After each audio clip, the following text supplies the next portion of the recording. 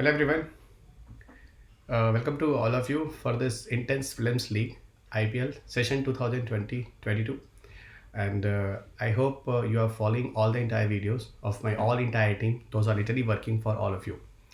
आप सब जानते हैं ये पूरा सेशन 14 फरवरी से स्टार्ट है और me with my all the entire team of Fun Academy those are the even very high experience faculties in this profession. So वो सब आपके साथ यहाँ पर जुड़ रहे हैं और ये सेशन स्पेशली उन स्टूडेंट्स के लिए है जो 2020-22 के लिए जा रहे हैं and as a crash course. और पीछे मैंने तकरीबन 10 लेसन ख़त्म कर लिया है और अच्छे अच्छे टॉपिक्स हैं जो मैंने कवर किए. इसमें से ज़्यादातर मैंने कोशिश किया है जो एग्जैक्टली जो यूपीएससी 2022 के लिए ही हो उन्हीं पार्ट को मैंने लिया है. सो आइए स्टार्ट करते हैं. आपको current affairs, history, geography, environment, ecology, polity, science tech, economy, IR, CSAT सारी प्रिपरेशंस आपकी हो जाएगी.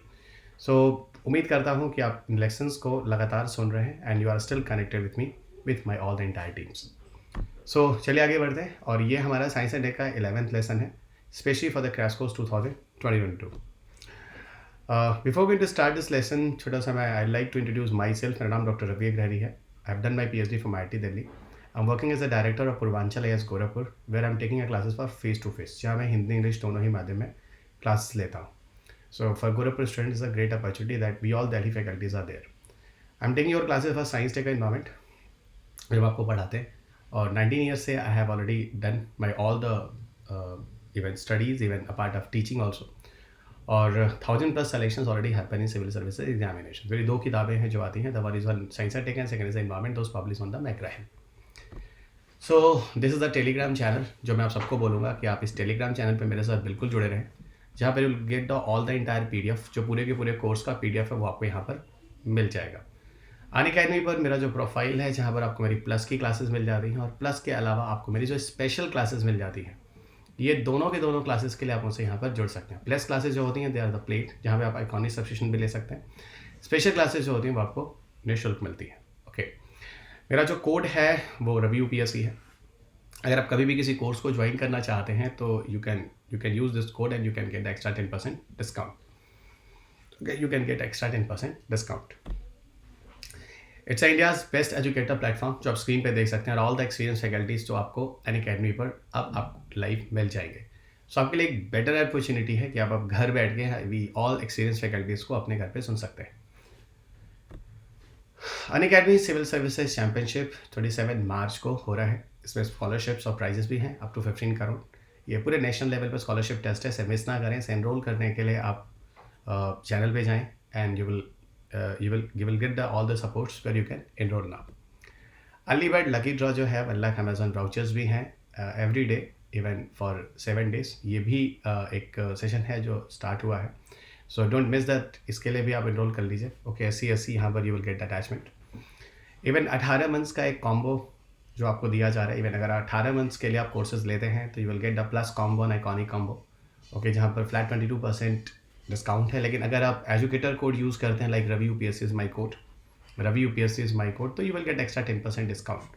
सो अच्छा खासा है. 32% discount you can get it. तो with the name of educator code extra discount you will get it. Even either you are going to take a plus combo या you are getting the iconic combo. Iconic combo की beauty I will tell you in the last. Okay, iconic combo ऐसा क्या है जो कि बहुत ही अच्छा है, अलग है. इवन ये जो वैलिडिटी है जो कोर्स की है वो 5 मार्च को ख़त्म हो रही है, यानी आज ख़त्म हो रही है. अगर आप टेस्ट सीरीज ज्वाइन करना चाहते हैं regarding UPSC civil service examinations, जिसमें आप जनरल स्टडीज़ और सीसैट दोनों ही टेस्ट सीरीज़ को पा सकते हैं. So either it is for 6 months और 1 year, it is up to your choice. So you can get the discount up to 50% now. Let us start with lesson number 11. और lesson number 11 पर जाने के पहले मैं आपको कुछ चीज़ें फिर बता दूं कि टोटल 11 चैप्टर्स होते हैं जहां पे आपको रहना होता है और मैंने इसके बारे में आपको बार बार बोला है. इवन जो मेरी बुक आती है science and tech public by McGraw Hill written by Ravi Agrahari, तो उसमें भी सिर्फ 11 ही चैप्टर्स, इन्हीं 11 चैप्टर्स को मैंने फोकस किया है. क्योंकि जितने भी क्वेश्चन आपके पेपर में साइंस से आते हैं 90% क्वेश्चन जो होते हैं वो एक्चुअल में इन्हीं 11 चैप्टर से आते हैं. वो इन्हीं 11 चैप्टर्स से आते हैं. तो you must have to stick with this 11 chapters.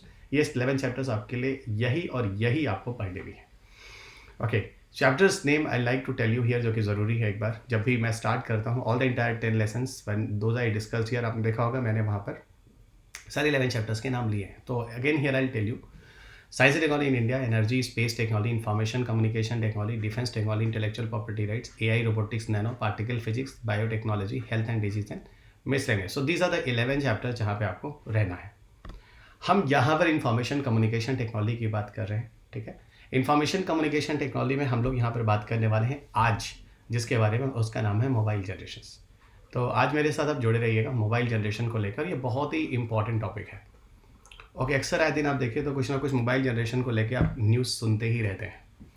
और यहाँ पर अभी जैसे अभी आई वाज इन बेंगलुरु, है ना, तो बेंगलुरु में काफ़ी बच्चों ने मेरे से पूछा कि सर क्या 5G है भारत में, आ जाएगा क्या, क्या 5G भारत में आना चाहिए कि नहीं आना चाहिए।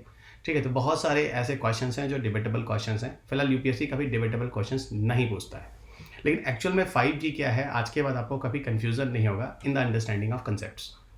ओके, अब आपको कभी भी कंसेप्ट्स में दिक्कत नहीं होने वाली है कि एक्चुअल में मोबाइल जनरेशन्स क्या होते हैं। पहले तो मैं आपको बताऊं कि जो मोबाइल जनरेशन है उसको मोबाइल क्यों कहते हैं, क्योंकि मोबाइल टर्म का मतलब होता है मूवमेंट, यानी ऐसी चीज़ जो आप मूवमेंट करके यूज़ कर सकें। तो डेफिनेटली मोबाइल जनरेशन में अगर हम मोबाइल की बात करते हैं तो इसमें मूवमेंट होता है, यानी इस टेक्नोलॉजी का मूवमेंट के साथ यूज़ कर सकते हैं। इसीलिए यहाँ पर नाम भी आता है मोबाइल जनरेशन, यानी मूवमेंट के साथ यू कैन यूज़ इट। दुनिया में एक्चुअल में जब मोबाइल जनरेशन की बात होती है तो सबसे पहले बात होती है, अच्छा एक चीज़ और मैं आपसे पूछूंगा कि हम मोबाइल फ़ोन को सेल फोन क्यों कहते हैं। That is a question that I ask many times in the classroom also. हम मोबाइल फ़ोन को सेल फोन क्यों कहते हैं। सो मेरी स्टूडेंट बोल रही सर क्योंकि इसमें ना एक्चुअल में बैटरी होती है। तो ये आंसर पूरी तरह से गलत है। आप में से काफ़ी स्टूडेंट ये सोचते हैं कि मोबाइल फ़ोन में सेल या बैटरी होती है इसलिए मोबाइल फ़ोन है, गलत है। असल में मोबाइल फ़ोन को हम सेल फोन इसलिए कहते हैं क्योंकि मोबाइल्स में एक टावर्स होते हैं, मोबाइल्स में टावर्स होते हैं। जैसे मान लो कि मैं दिल्ली में हूँ, तो दिल्ली में क्या है, पूरा का पूरा जो दिल्ली है वो टावर से जुड़ा हुआ है। और टावर का एक रेंज होता है जिसे हम सेल बोलते हैं। टावर का एक रेंज होता है जिसे हम सेल बोलते हैं, और हम सब इन्हीं सेल्स के अंदर होते हैं, और इन्हीं सेल्स के अंदर होकर हम दूसरे सेल्स के साथ कनेक्ट होते हैं। इसीलिए हम इसे सेलफोन जनरेशन कहते हैं।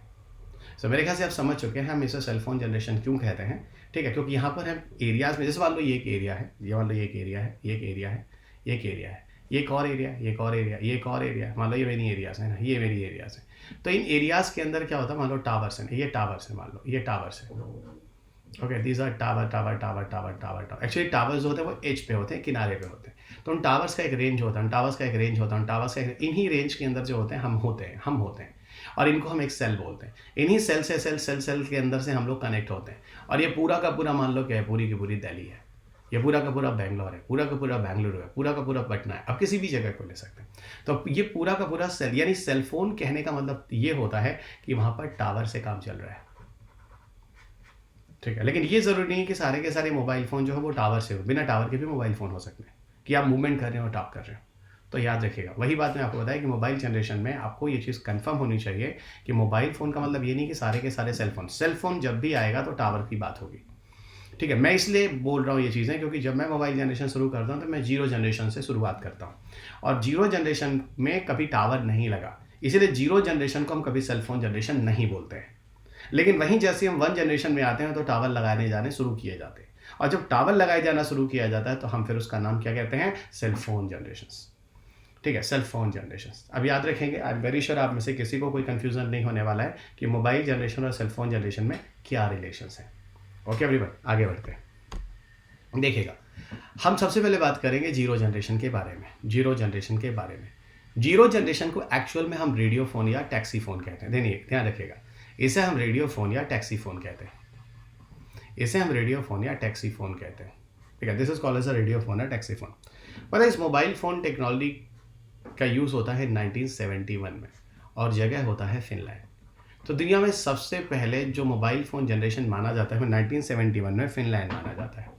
यहीं से मोबाइल जनरेशन की शुरुआत होती है, और वो जो जनरेशन होता है उसे हम कहते हैं जीरो जनरेशन। तो याद रखेंगे, zero generation is called as a radio phone और टैक्सी फ़ोन।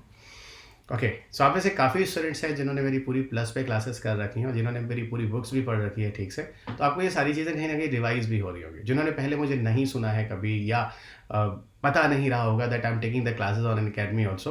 ओके, तो अब आप इन चीज़ों को फिर मैं बोलूँगा एक बार बुक के साथ कर जरूर लेंगे, ठीक है। फिलहाल अभी तो that is a part of crash course, इतना टाइम नहीं है if you are going for this 2022, but अगर you have choice for the next year also, okay ना, मतलब इस बार नहीं दे रहे हैं आप, जस्ट क्लास को सुन रहे हैं just to understand the concept, तो that all the books you must have to read. Again I am telling you, but 5th edition पढ़ेगा, अभी the new edition is the 5th edition, ठीक है। तो हम कह रहे हैं zero G is a call radio phone या taxi phone. Radio phone taxi phone में होता क्या है, इसमें क्या होता है कि एक टैक्सी वाला होता है और वो एक डिवाइस को क्या करता है अपनी गाड़ी के अंदर लगा देता है, ठीक है। सो कह सकते हैं device is mounted in a vehicle, है ना। एक डिवाइस को device is mounted in a vehicle, ठीक है। A device is mounted in a vehicle, mounted in a vehicle, है ना। एक डिवाइस को एक गाड़ी के अंदर लगा दिया जाता है, ठीक है। एक व्हीकल के अंदर एक डिवाइस को लगा दिया जाता है। That headphone is close to driver seat, that headphone is close to driver seat, that headphone is close to driver seat, is close to driver seat. जिसका हेडफोन जो होता है वो ड्राइवर सीट के करीब होता है। That headphone is close to driver seat, ठीक है। उसका जो हेडफोन होता है वो ड्राइवर सीट के काफ़ी करीब होता है, ठीक है। मैं कह लो, मान लो कि मेरे पास एक हेडफोन है, ठीक है। पर उस ज़माने में हेडफोन इस तरह वाला नहीं था, हैंड फ्री, एक माइक हुआ करता था। आज भी अगर आप यूरोप में जाओ, मैं तो कई बार गया हूँ, तो मैं बता रहा हूँ कि वहाँ पे जो ड्राइवर्स होते हैं उनके पास एक माइक होता है, and they're going to announce like hello everyone now this street is coming now, है ना। तो मतलब स्ट्रीट्स वगैरह से वहाँ पे ज़्यादातर जगह होती हैं, तो people are being alert and then people are going to move out, है ना। और चढ़ते हैं उतरते हैं, तो वो वहाँ पर भी कुछ इसी तरह का होता है, माइक सिस्टम। तो मैं बोल रहा हूँ कि यहाँ पर क्या होता है कि जीरो जनरेशन जब 1971 में इसकी शुरुआत हुई थी, तो एक गाड़ी के अंदर एक डिवाइस रख दिया जाता है, उसका एक हेडफोन या एक माइक होता है जो कि ड्राइवर के पास होता है। होता क्या, समझिएगा, मुझे समझने की कोशिश कीजिएगा, ठीक है। मैं हमेशा एक कंसेप्चुअल टीचर बन के रहना चाहता हूँ, फैक्ट नहीं। आया आपको 2-4 फैक्ट दिए और निकल जाए, क्योंकि यूपीएससी है ही नहीं फैक्ट। इंटायर यूपीएससी से कंसेप्ट, और पूरा का पूरा मैं आपको बोल रहा हूँ कि यूपीएससी में पिछले 4-5 साल से क्वेश्चन पेपर सब स्टैटिक कर दिए उन्होंने, सब स्टैटिक कर दिए। ओके, तो आपको क्वेश्चन पेपर समझना होगा। तो ठीक है, एक डिवाइस को हमने क्या किया, व्हीकल में माउंट कर दिया और उसका हेडफोन जो था ड्राइवर सीट के पास था। अब जो ड्राइवर है ना, जो ड्राइवर सीट है, उस गाड़ी का एक रेंज होता था, और उस रेंज के अंदर दूसरा वाला ड्राइवर वाला गाड़ी का जो उसके अंदर भी यही डिवाइस लगा होता था, वो दोनों के दोनों एक दूसरे से कनेक्ट हो जाते थे। ये था रेडियो फोन। और इस तरीके से कोई नियर बाई अगर कोई पैसेंजर बुला रहा होता था तो दे विल रीच देयर, है। इस तरीके से जीरो जनरेशन का यूज शुरुआत हुई थी पूरी दुनिया में, पूरी दुनिया में, एक्चुअल में फिनलैंड में, यानी दुनिया में मोबाइल जनरेशन की शुरुआत हुई थी, और वो शुरुआत फिनलैंड में हुई थी। आज इस तरह की चीज़ें आप देख सकते हैं, जब आप एयरपोर्ट पे जाते हैं, ऐसी जगहों पे जाते हैं, तो आपको दिख जाएगा कि सिक्योरिटी पर्सनल जो सीआईएसएफ वाले होते हैं, उनके हाथ में वॉकी टॉकी टाइप की चीज़ें मिलती हैं। एक सिंगल बंदा बोलता है और सारे बंदे सुन रहे होते हैं, क्योंकि वहाँ पर उस समय वो चीज़ ज़रूरी भी होता है। क्यों ज़रूरी होता है? अब मान लो गेट नंबर 1 से कोई कैजुअलिटी होने के चांसेस हैं, और कोई सस्पेक्ट ऐसा है जो आइडेंटिफाई होता है, कोई एक सीआईएसएफ वाले को आइडिया लगता है, थोड़ा सा डाउट होता है, तो वो तुरंत ही वायरलेस पे क्या होता है, सबको बता देता है, और एक ही साथ में सारे के सारे 300 सीआईएसएफ पर्सनल जितने भी हैं, दे एक्सेस ऑल द इन्फॉर्मेशन। अक्सर आप जब रेलवे प्लेटफॉर्म या अगर एयरपोर्ट वगैरह से गुजर रहे हो तो देखा होगा कुछ लोगों के हाथ में वॉकी टॉकी टाइप की चीज़ होती है। यही एक तरह का रिवोल्यूशन आगे चल के जो रेडियो फोन टैक्सी फोन की बात करें, वो एक वॉकी टॉकी के फॉर्म में आया, जो हम लोग आज भी यूज़ कर रहे हैं। उसमें भी एक डिवाइस होता है, वो आपके एयरपोर्ट पे कहीं होगा, उसका एक रेंज होगा, जिस एरिया पे नहीं होगा वहाँ एक नया एक और डिवाइस लग जाएगा। इस तरह the people were connecting together, है ना। और ये ज़रूरी भी होता है कि एक समय में सबको इन्फॉर्मेशन दिया जा सकता है। तो मुझे लगता है आप में से किसी को जीरो जनरेशन में कोई दिक्कत है। आगे बात होती है 1 जनरेशन की बात होती है। जब हम 1 जनरेशन की बात करते हैं, इसे हम कहते हैं FDMA technology. When we are talking about the 1 generation, इसे हम कहते हैं FDMA technology. Okay, FDMA technology को हम फ्रीक्वेंसी डिवीजन मल्टीपल एक्सेस कहते हैं। पीछे का लेक्चर आपने सुना है, इसे हम फ्रीक्वेंसी डिवीजन मल्टीपल एक्सेस कहते हैं।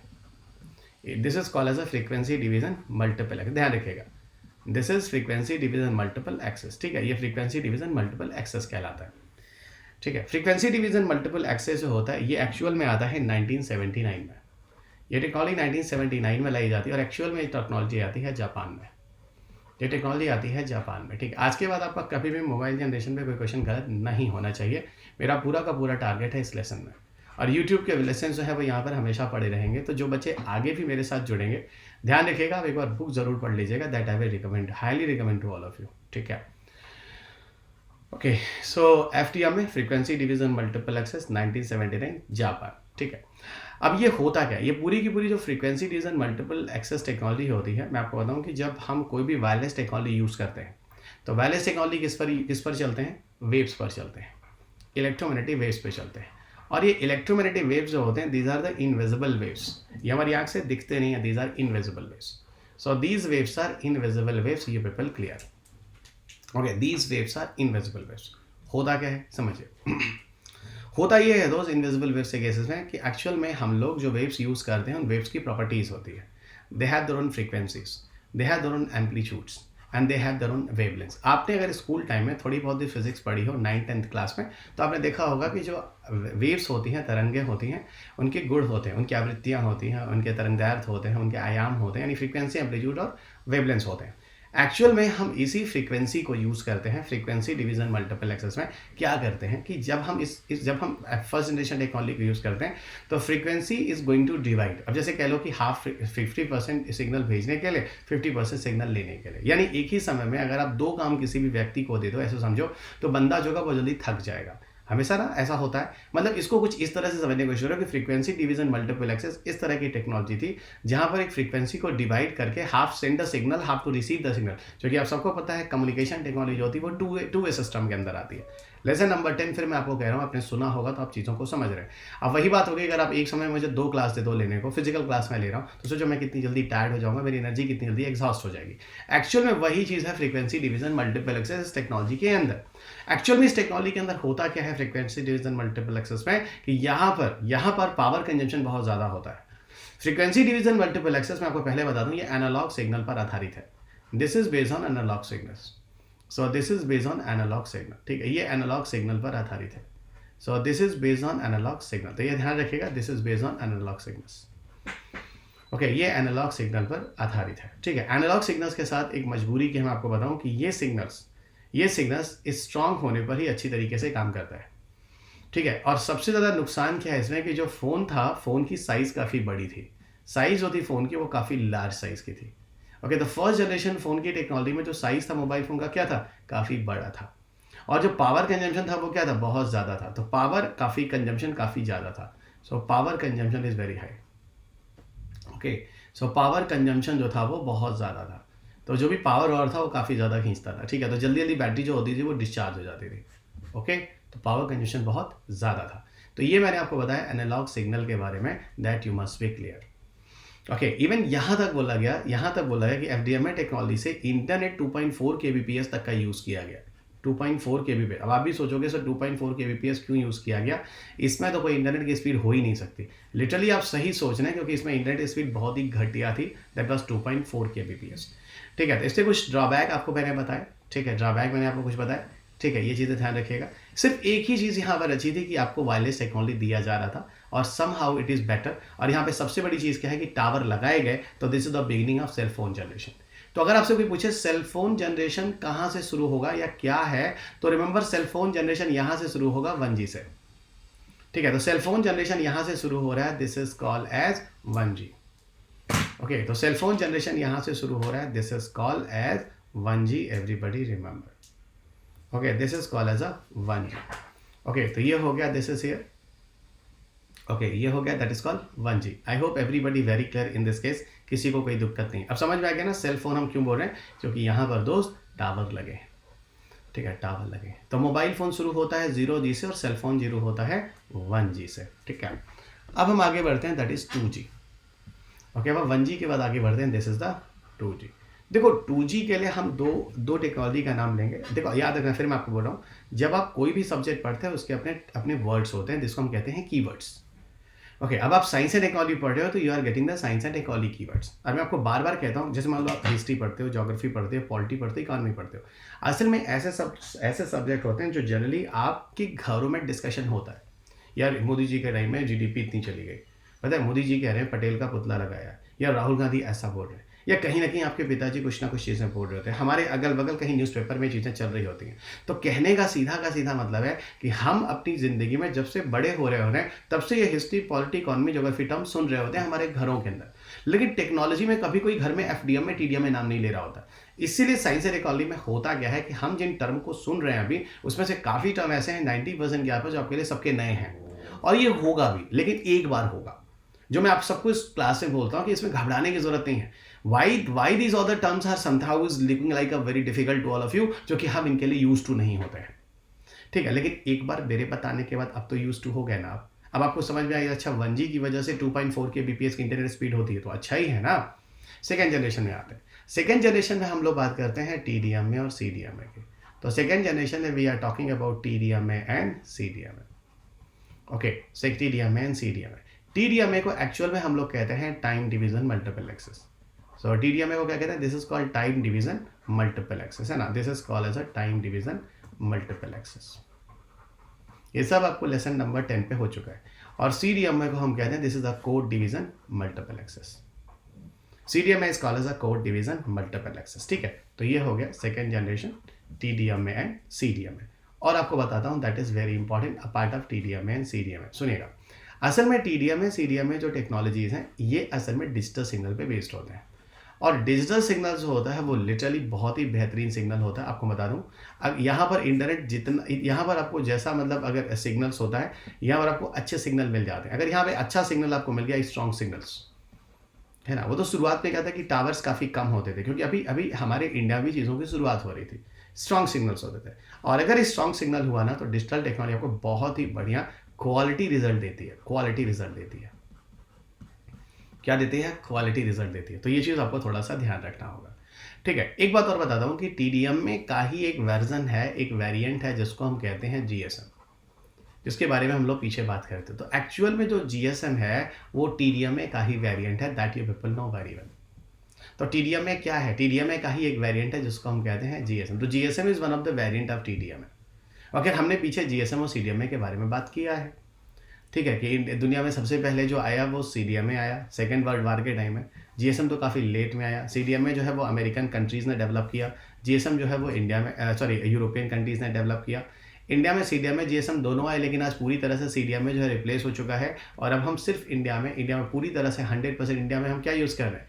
100% हम इंडिया में क्या यूज़ कर रहे हैं? This is the GSM technology. तो आज पूरा का पूरा जो इंडिया है 100% वो GSM पे बेस्ड है, ये भी आप समझ रहे हैं। तो ये कुछ चीज़ें हैं that I already discussed earlier with all of you. और जो बच्चा यहाँ पर कूद कूद के आ रहा है, कूद कूद के मतलब हो सकता है कि उन्होंने पीछे के लेसन नहीं देखे, उनको हो सकता है अभी मैंने जो 2 मिनट्स बोले आपको समझने में दिक्कत हो रही होगी। इसलिए मैंने बोला कि जब भी आप मेरी लेसन सुने, चाहे आप प्लस पे सुन रहे हो, चाहे आप साइंस टेक या एनवायरमेंट, 2 ही सब्जेक्ट में कराता भी हूँ, ठीक है। 2 ही सब्जेक्ट की मेरी बुक्स भी आती हैं, 2 ही सब्जेक्ट में आपको पढ़ाता भी हूँ, ठीक है। 2 ही के अपडेट्स भी करता हूँ। तो यहाँ पर आपको इन दोनों सब्जेक्ट्स में पूरा शुरू से जानना होगा, देन यू कैन सिक्वेंसाइज एवरीथिंग और उसको आप जोड़ सकेंगे आसानी से। ओके बच्चों, आप सुनो। तो यहाँ पर मैंने बता दिया डिजिटल सिग्नल्स में इसकी क्वालिटी के बारे में, ठीक है। क्वालिटी काफ़ी बेटर होती है अगर सिग्नल्स वहाँ पे अच्छा जा रहा है तो, ठीक है। यहाँ पर कहा जाता है कि सेकंड जनरेशन के बारे में। अच्छा, इस टेक्नोलॉजी की शुरुआत कहाँ होती है? ये टेक्नोलॉजी 1991 में लाया जाता है। इसकी शुरुआत भी होती है फिनलैंड से। अब देखिए, सब फिनलैंड यानी कहीं ना कहीं यूरोपियन कंट्री वंट्री की ही बात इधर टाइप से, है ना, फिनलैंड में होता है, ठीक है। 1991 फिनलैंड। अब सुनिएगा, 2 जनरेशन जो है डिजिटल सिग्नल बेस्ड, और यहाँ पर जो इंटरनेट आता है वो 64 kbps हो जाता है, 64 kbps। अभी आपने क्या देखा था? 2.4। तो कहीं ना कहीं 64 तो 2.4 से तो बेटर हुआ, that you people know very well. तो यहाँ पर इंटरनेट की स्पीड आ जाती है 64 kbps, ठीक है। अब जरा यहाँ पर कुछ चीज़ें और बता दूँ। जो टेक्स्ट मैसेज की शुरुआत होती है, टेक्स्ट मैसेज, यहाँ पे लेके काफ़ी कन्फ्यूज़न है। कई लोगों ने फर्स्ट जनरेशन में लिखा है कि टेक्स्ट मैसेज शुरू हो जाता है, लेकिन मैं आपको बताऊं कि जनरेशन में सेकंड जनरेशन से शुरू होता है टेक्स्ट मैसेज। फर्स्ट में कोडिंग वगैरह करना लोग सीख जाते हैं, लेकिन प्रॉपर टेक्स्ट मैसेज जो होता है वो एक्चुअल में सेकंड जनरेशन से ही शुरू। टेक्स्ट मैसेज आप जानते हैं ना, जो हम नॉर्मल मैसेज टाइप करते हैं और भेजते हैं, जिसकी आज इज्जत नहीं है। क्यों नहीं है मैं आपको बताता हूँ, क्योंकि आज हम लोग जनरली व्हाट्सएप और टेलीग्राम पर मैसेज भेज देते हैं। पहले वही जमाना था जब टेक्स्ट मैसेज भेजते थे, एक टेक्स्ट मैसेज के 1 रुपये कटते थे। सोचो क्या से था, क्या जमाना, और आज हम कहाँ आ गए, ठीक है। वो गाना है ना, क्या क्या से क्या हो गया, है ना, वो है ना, मतलब बड़ा स्वीट सा सॉन्ग है। That is a lesson of the science and technology. तो अच्छा ही लगता। ये हिस्ट्री में फिर भी लोग गाने वाने थोड़े गा देते हैं। अच्छा है, सब्जेक्ट टू सब्जेक्ट नेचर अलग अलग है। Every subject have their own beauty also. So वही मैं कह रहा हूँ, टेक्स्ट मैसेज वगैरह की भी शुरुआत हो जाती है।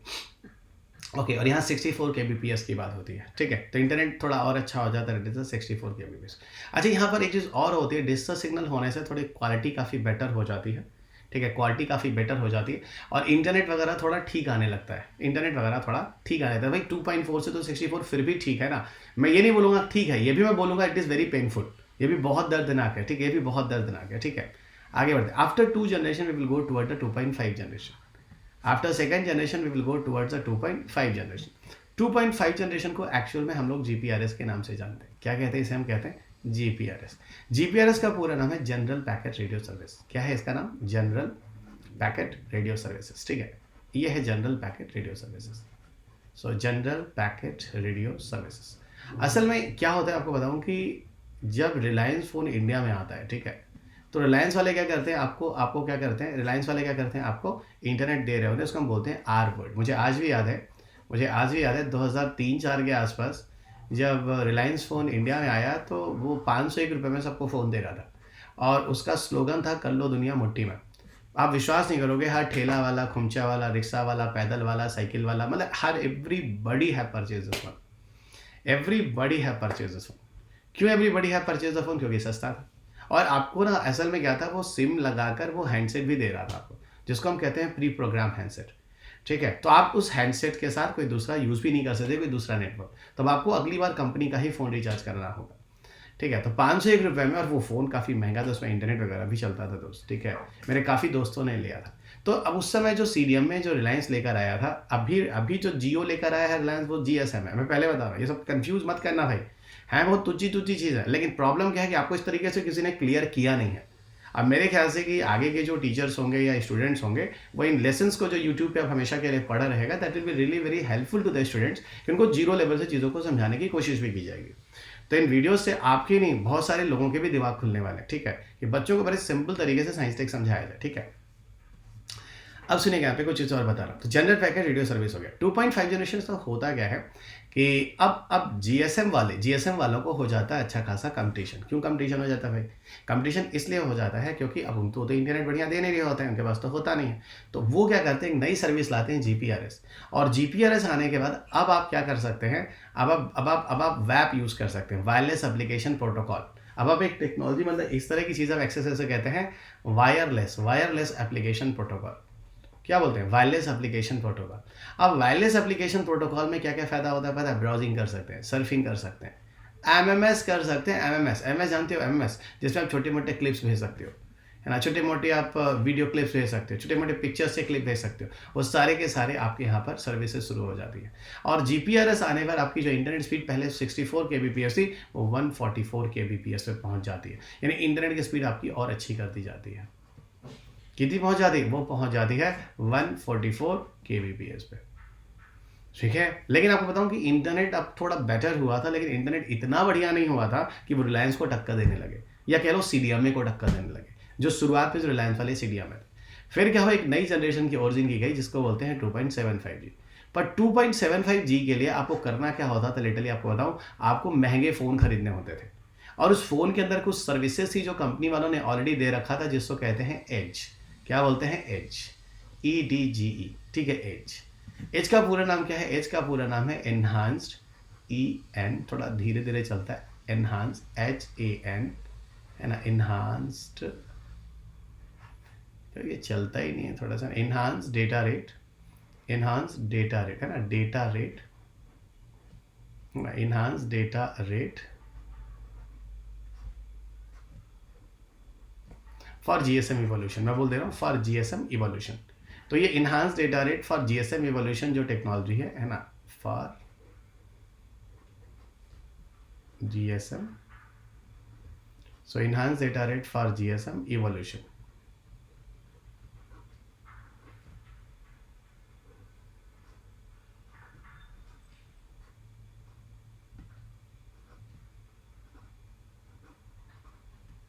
तो ये है enhance data rate for GSM evolution.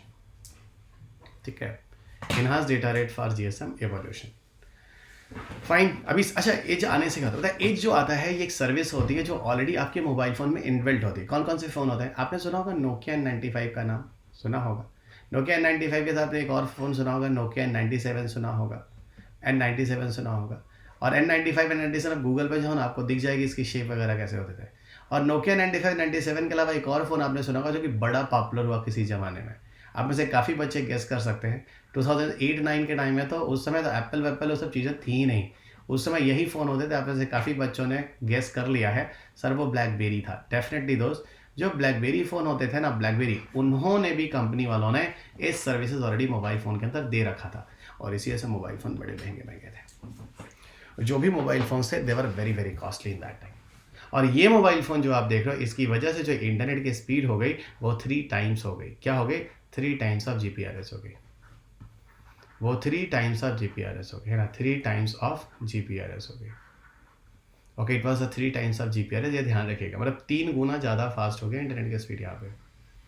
3 times of GPRS। अब आप खुद बताओ, जो स्पीड आपको यहाँ पर 144, यहाँ पर 3 टाइम, तो हाँ तो बिल्कुल ये फ़ोन उस समय बहुत महंगे रहेंगे।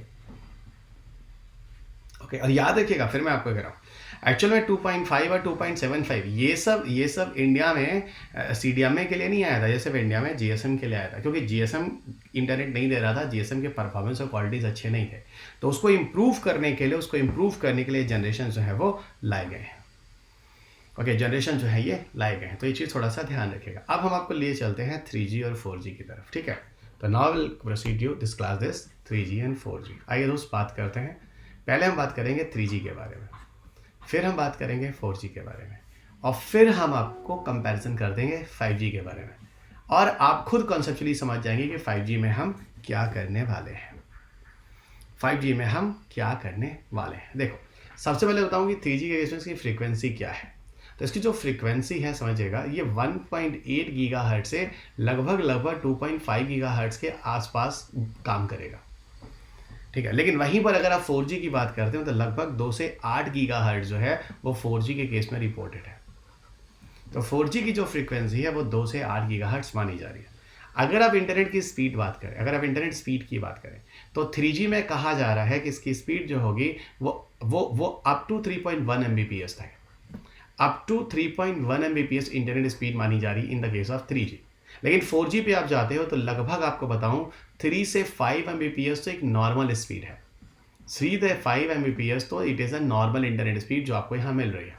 लेकिन इसका अगर पोटेंशियल आप देखोगे, अगर आप देखोगे तो 4G में कितनी इंटरनेट स्पीड जा सकती है, तो you will not believe, up to 2 Gbps। कितनी जा सकती है? Up to 2 Gbps। तो potential is around up to 2 Gbps, और 3 to 5 Mbps जो है वो एक नॉर्मल स्पीड है। So 3 to 5 Mbps is the normal speed and potential है up to 2 Gbps। ओके, और वहीं पर आपको कुछ चीज़ और बता दूं, अगर हम सर्विसेज की बात करें, ध्यान रखें, अगर हम सर्विसेज की बात करें तो सर्विसेज में क्या है जरा समझना। यहाँ पर 3G के केस में जो सर्विसेज है यहाँ पर आपको मिल जाएगा, जैसे WCDMA की बात होती है ना, WCDMA आपको मिल जाएगा, जिसको हम लोग CDMA 2000 भी कहते हैं। ये सर्विसेज मैं आपको अभी समझाता हूँ। जैसे अभी आपने पीछे सुना था एज, एज के बाद अभी हम लोगों ने एक चीज़ और बात की थी, नहीं बात की, सॉरी, उसे हम कहते हैं UMTS। मैं अभी आपको सारा समझाता हूँ चीज़ें हैं क्या। रटने वाले लोग मेरी क्लास में ना आया करें, ठीक है, क्योंकि वो UPSC क्वालिफाई नहीं कर पाएंगे।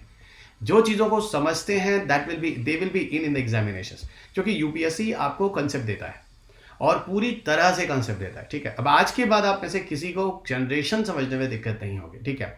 और वहीं पर जब 4G की बात होती है तो बहुत सारी चीज़ें आती है, LTE की बात होती है, VoLTE की बात होती है, ठीक है, VoLTE की बात होती है। VoLTE की आप बात करो तो जैसे HSPA+ की बात होती है, HSPA+ की बात होती है, फाइन। HSPA+ क्या था? वाईफाई WiMAX टाइप की जो सर्विसेज आप घरों में यूज़ करते हो, वो वाईफाई और WiMAX भी कहीं ना कहीं वो 4G के अंदर ही आता है। WiMAX तो फिलहाल उतना सफल नहीं हुआ है, but still they are coming under the 4 generations. Okay, under the 4 generations, ठीक है। अब यहाँ पर जो मैंने लिखा है जरा समझना, असल में क्या होता है कि जब आप कोई भी फ़ोन यूज़ करते हैं, आप समझिएगा यहाँ पे, ठीक है, समझिएगा। जब आप कोई भी फ़ोन खरीदते हैं, अच्छी बात बताओ, आज अगर आप जब मार्केट में जाकर कोई फ़ोन खरीदते हो तो फ़ोन कंपनी क्या कहती है कि मेरा फ़ोन जो है वो 5G फ़ोन है ना। तो 5G के लिए शर्तें क्या है? रुक जाओ 5G रुक जाओ, है ना। आप सीधे जाओ और आप बताओ कि आपका फ़ोन 4G है कि नहीं है ना। आज आप सबको मैं एक्सरसाइज दे रहा हूँ। अपने घर का जाओ और डब्बा लो, मेरे घर का डब्बा कहाँ है पता नहीं कहाँ है, ठीक है। तो एक डब्बा ले लो और उस डब्बे के ऊपर देखो बॉक्स पे क्या क्या लिखा हुआ है। आप देखो ये सारी चीज़ें उस पर लिखी हुई हैं।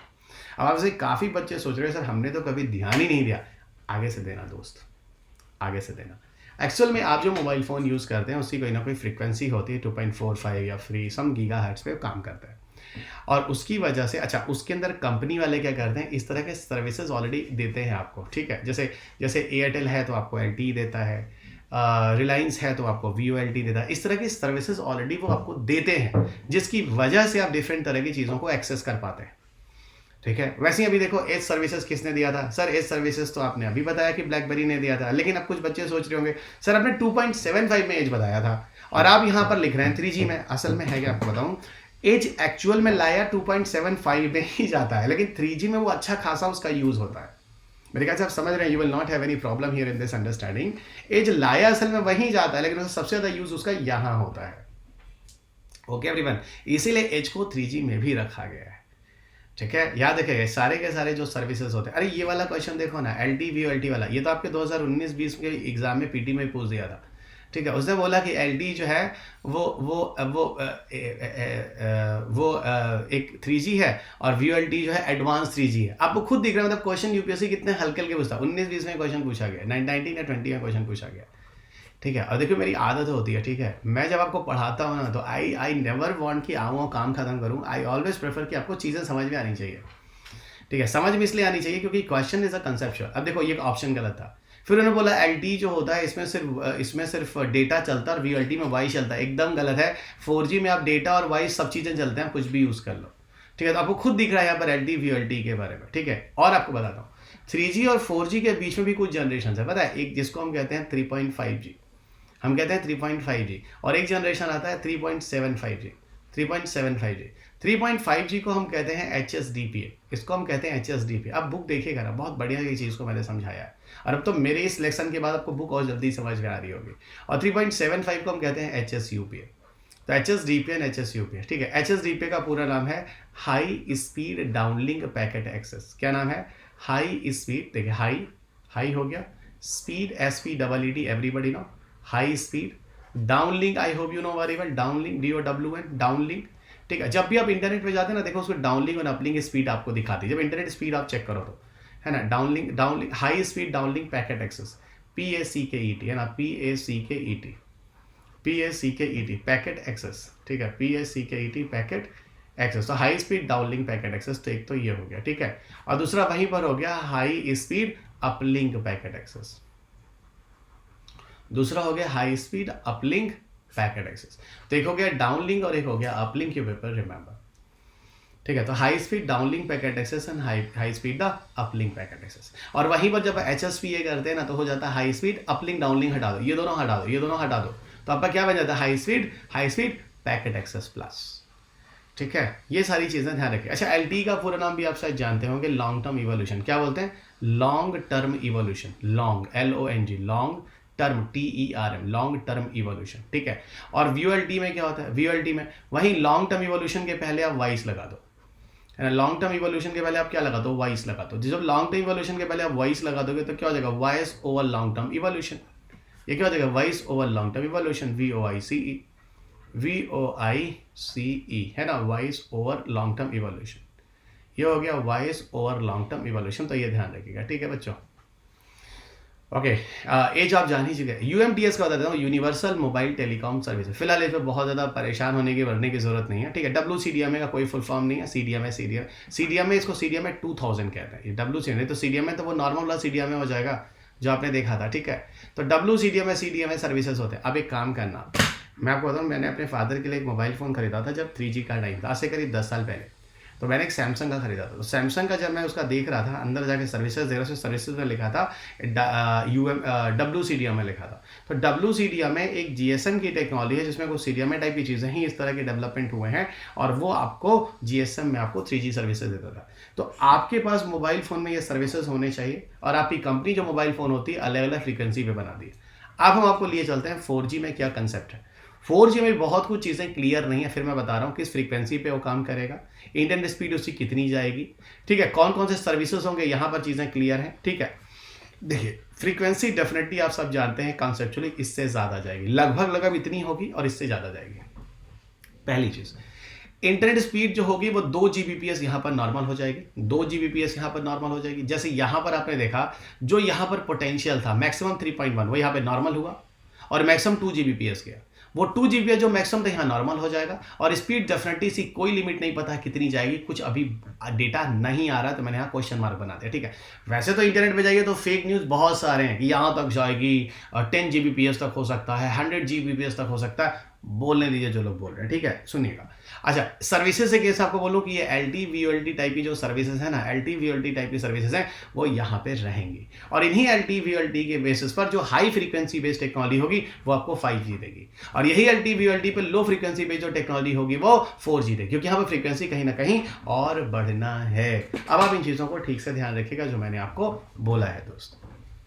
ठीक है, तो 3G में क्या हो रहा है, 4G में क्या हो रहा है, 5G में क्या हो रहा है, आपको पूरा कंसेप्ट समझ में आ गया है। मुझे नहीं लगता अब आप में से किसी को दिक्कत होने वाली है। एक लाइन आपको और बता दूं, LTE की जो शुरुआत हुई थी ये एक्चुअल में 2012 में हुई थी। 2012 में हुई थी और इसको लाने वाला जो था वो था एयरटेल। उसको लाने वाला जो था एयरटेल, जिस पे क्वेश्चन यूपीएससी ने पूछा भी एक बार, ठीक है, इसको लाने वाला था एयरटेल।